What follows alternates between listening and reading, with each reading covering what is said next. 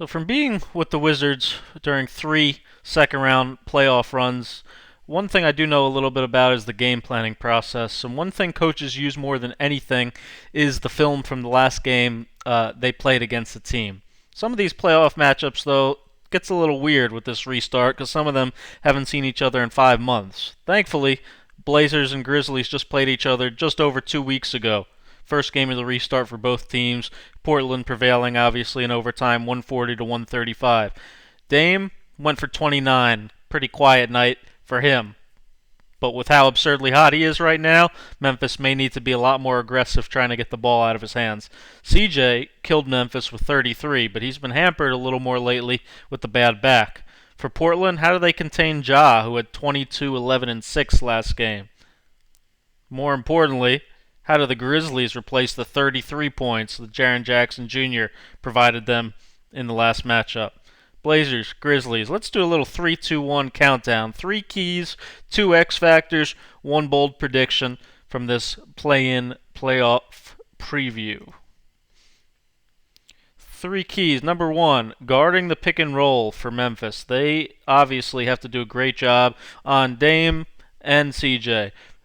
One thing I do like about Memphis, they are in a drop, but they started the last game pretty much up at the level, as in not like Dallas playing all the way back here and almost daring Dame to take these shots. They had the big almost up right at the level of the screen. And Dillon Brooks would navigate over or under. He's the matchup to start off with on Dame. So these shots, obviously, Dame's been making a little bit more frequently, and you have to be ready to adjust. But I do like that Memphis came out pretty aggressive to start on Dame pick and rolls. You see it again here. D'Anthony Melton is the second matchup for Dame, and he did a pretty good job navigating through the screen as well. And you see Valanciunas up at the level of the screen, trying to take away the 3. Nice pursuit by Melton to fly by him, contest.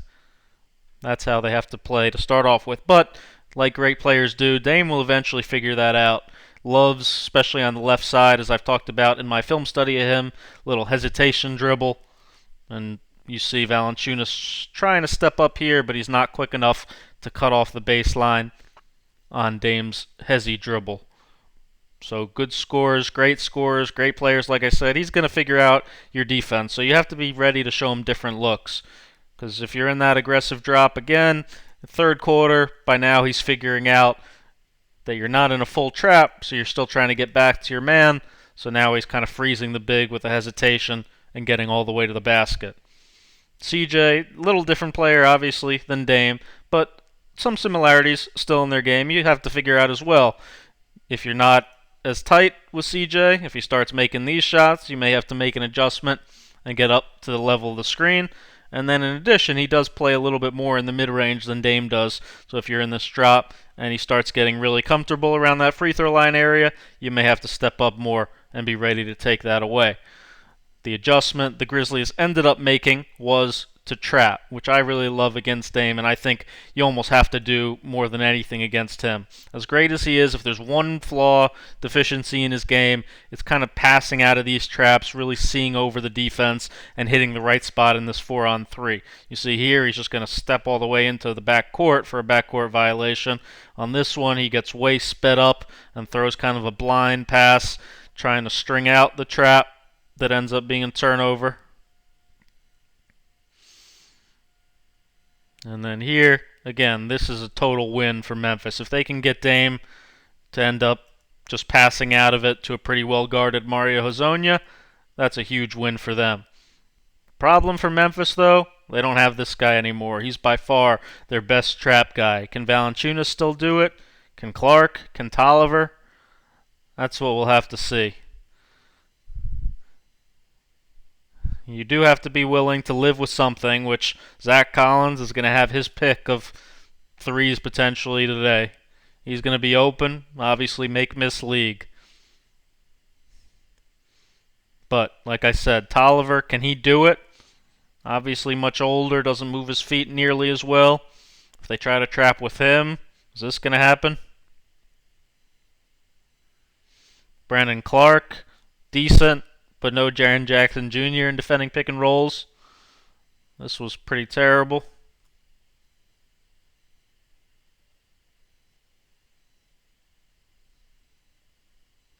And then how does Portland adjust? One thing they love to do, if you're trapping and Dame's struggling, he's going to find his spots anyway. So they'll a lot of times fake like they're coming to set a screen, and then Dame's just going to go. He's going to take you one-on-one. So can Dillon Brooks, is he laterally quick enough to stay in front of Dame in straight ISO situations? You see again here, they pull Collins up like he's setting a screen, pull the big man out, but he's almost just standing there because now Dillon Brooks has opened up a little bit for Dame to attack him. Memphis has to stay solid guarding one-on-one. Again, Melton will get his chance. For the Blazers, they need to make Ja play outside. Key number 2. Obviously, much easier said than done. You see here, Gary Trent Jr. is going to end up going under and under both screens, but Ja is still going to be able to get to the rim with that amazing reach and touch he has with both hands. It's a little bit of a young Rondo problem. If you remember the question with young Rondo, teams would end up playing so far off him, daring him to shoot, but sometimes if you're this far back off him, sometimes that's going to allow him to just keep working his way down closer to the basket, maneuvering his way to get to his floaters and things like that. If you end up switching bigs onto him on occasion, this is his game. He gets herky-jerky, he's going to dance with you, and then he loves to kind of hang in the air, and you have to make sure you're not losing guys like Melton, who likes to cut along the baseline. And then you have to wall up against him in transition, like a LeBron, like a Giannis, like a John Wall. This is where he's probably at his most dangerous, attacking. And Dame can't do things like this. He needs to stay disciplined defensively, get all the way back to the paint. Because if you don't, and if you make these guys all have to come in, that's when Ja is so good. You see the no-look pass with the left hand, kicking out, finding his shooters. Again, Ja is a one-man fast break. Have to get back, have to wall up, keep him out of the paint.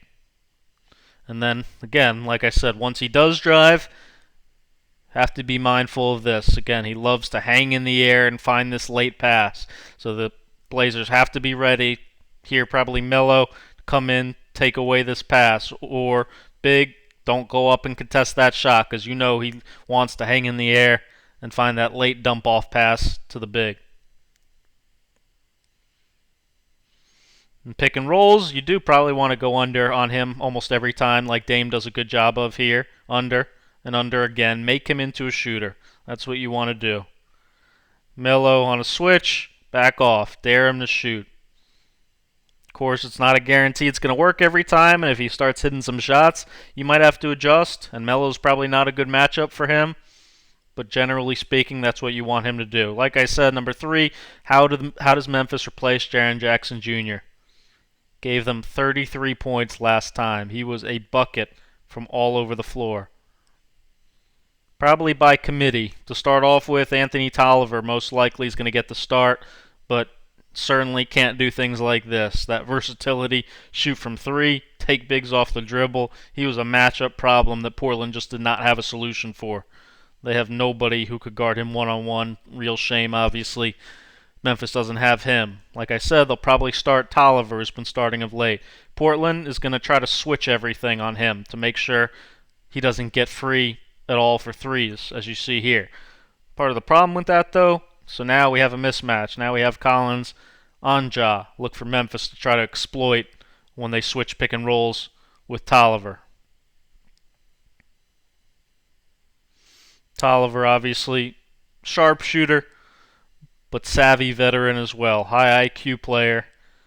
42% from 3 during the NBA restart. The Rook, Brandon Clark, obviously, could start, but will get a ton of minutes either way. Bit of an old school big. Likes to duck in, get to that left shoulder, a little floater type baby hooks. But then active, rugged, offensive rebounder, high motor around the basket. MÉLO, if he gets matched up with him at all, needs to do a good job fighting him early, getting him out of the paint. Bit of a short roll type guy on pick and rolls. Again, Ja loves to find him for this little floater about 5 or 6 feet from the basket. But then in addition to that, he's also a lob guy. Portland has to be locked in. This is a great ATO play they run for him. They love to run Little slip out quick of this pick and roll, and he's going to spin out of it, and Ja's just going to throw that lob. Have to be locked in. You see same look here. I put this clip in just because look at this freaking pass from Ja. I don't know how in the world he like lost this ball and then like midair managed to still tip it up, and then look at Brandon Clark with that reach. Good hands. Two X factors. MÉLO against Kyle Anderson. Obviously, MÉLO bucket, big time score. Had 21 and 7 last game these two teams played. Kyle Anderson only had 4 and 2. He needs to be much better. Or Melton, Grayson Allen, Josh Jackson will end up getting more run. Kyle Anderson they call slow-mo. In this game he looked almost like coma-mo. He was just slow and lethargic and just didn't really give them anything. Taylor Jenkins ended up playing him almost 14 minutes.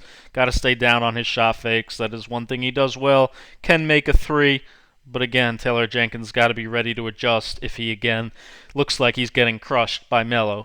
Matchup number 2, Dillon Brooks versus Gary Trent. This one probably a lot more even. Two players, instant offense. Brooks obviously starting, Trent generally off the bench. But Brooks is coming in like a microwave, ready to shoot. Catch and shoot, coming off pin downs, off pick and rolls. Loves that top of the key area, especially a little bit to his right. We'll get to the basket. He had 15 last time these teams played. This is what Portland has to do. Stay into his body, be physical like McCollum is here, contest his shot straight up without fouling. If you can do that, you'll be okay. Trent had 17. Obviously, big time scorer as well. A little bit less in the mid-range than Brooks, but capable certainly of getting his own shot. What he does, obviously, the best three-point shooter right now statistically in the bubble, hitting shots at an extremely high rate.